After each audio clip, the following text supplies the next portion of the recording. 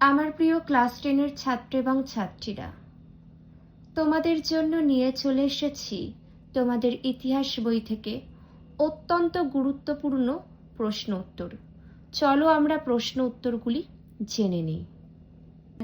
যে অধ্যায় থেকে আমি প্রশ্ন উত্তর নিয়ে এসেছি অধ্যায়টি হলো তোমাদের ইতিহাস বইয়ের 4র্থ অধ্যায়, আর অধ্যায়ের নাম সংঘবদ্ধতার গোড়ার কথা, বৈশিষ্ট্য ও বিশ্লেষণ। দেখো, প্রথম যে প্রশ্নটা রেখেছি খুবই গুরুত্বপূর্ণ। দেখো, কোন সিপাহী প্রথম বিদ্রোহ ঘোষণা করেন?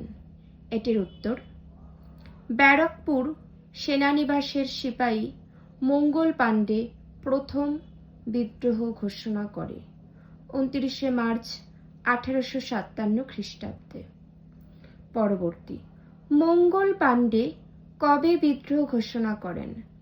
মঙ্গল পাণ্ডে 1857 খ্রিস্টাব্দের 29শে মার্চ বিদ্রোহ ঘোষণা করেন। 1857 খ্রিস্টাব্দের 29শে মার্চ। পরবর্তী, বাকি যে প্রশ্ন উত্তরগুলো আছে জাস্ট চোখ বুলিয়ে রাখো, আর যেগুলো খুবই গুরুত্বপূর্ণ পরীক্ষার জন্য আমি সেগুলোতেই কেবল আলোকপাত করছি। দেখো, কার আমলে কবে সিপাহী বিদ্রোহ সংঘটিত হয়? বড়লাট লর্ড ক্যানিংয়ের আমলে 1856 থেকে 62 খ্রিস্টাব্দে, 1857 খ্রিস্টাব্দে সিপাহী বিদ্রোহ সংঘটিত হয়। পরবর্তী, ভারতের প্রথম ভাইসরয় কে ছিলেন? ভারতের প্রথম ভাইসরয় ছিলেন লর্ড ক্যানিং, মনে রাখবে। পরবর্তী প্রশ্ন, 1857 খ্রিস্টাব্দের বিদ্রোহের প্রত্যক্ষ কারণ কি ছিল? 1857 খ্রিস্টাব্দের বিদ্রোহের প্রত্যক্ষ কারণ ছিল ব্রিটিশ সেনাবাহিনীতে এনফিল্ড রাইফেলের টোটার প্রচলন। খুবই গুরুত্বপূর্ণ একটি প্রশ্ন, উত্তরটা কিন্তু সকলে ভালো করে মনে রাখবে। পরবর্তী তথ্যে আমরা এবার চলে যাব, এগুলো তোমরা জাস্ট একটু চোখ বুলিয়ে রাখো। গুরুত্বপূর্ণ প্রশ্নে চলে এসেছি। নানা সাহেবের আসল নাম কি ছিল? নানা সাহেবের আসল নাম গোবিন্দ ধুন্দুপন্থ। পরবর্তী, তাতিয়া টোপির আসল নাম কি ছিল?